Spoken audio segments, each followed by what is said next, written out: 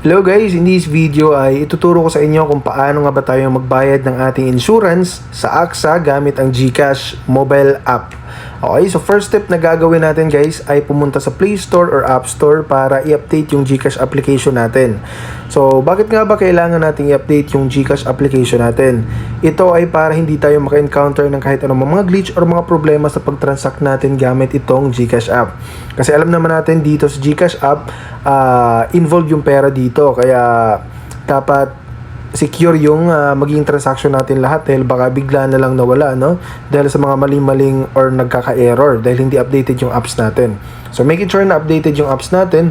So makikita or malalaman din natin na updated yung application natin kapag open yung nakikita natin gaya nito. So pindutin lang natin yan guys at mare-redirect tayo ngayon dito.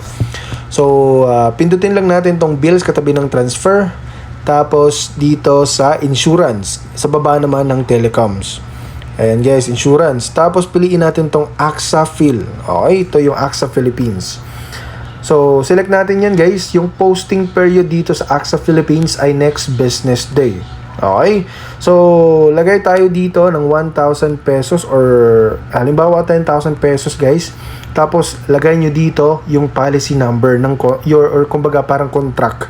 'Di ba? Parang contract or policy number, lagay niyo lang dito. So sample lang to guys, no? So maglalagay halimbawa tayo ng 10 digits na policy number. So full name niyo dito. Make it sure na yung account name or yung full name niyo ay tugma dito sa policy number.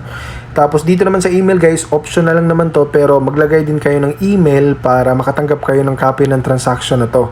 Okay, para just in case na hindi po mag-reflect yung payment natin after next business day, pwede tayong kumontak directly sa AXA Philippines Customer Support para i-follow up yung payment natin. Kasi dito sa GCash guys, after na masend natin yung pera ngayon, automatic na magiging successful na yung payment natin. Okay, so dito makikita rin natin na naka-default na naka-check tong insurance dito. So uncheck nyo lang guys dahil may karagdagang 92 pesos ang idinadagdag doon sa total na ibinabayad natin. Which is itong insurance na to, hindi naman talaga natin to magagamit kapag tama naman yung mga pinapadalhan natin. So useless lang yan guys, no?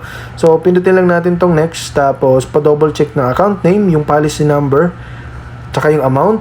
Kasi once na naging successful ay hindi na ito pwedeng bumalik pa. So may karagdagang 10 pesos na service fee sa paggamit ng GCash app.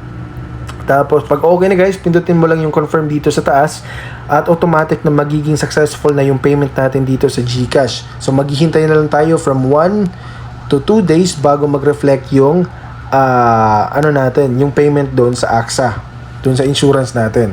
So I hope na nakatulong tong video na to guys, at syempre kung may mga katanungan ka, please make it sure na mag-comment down below para masagot naman natin yan.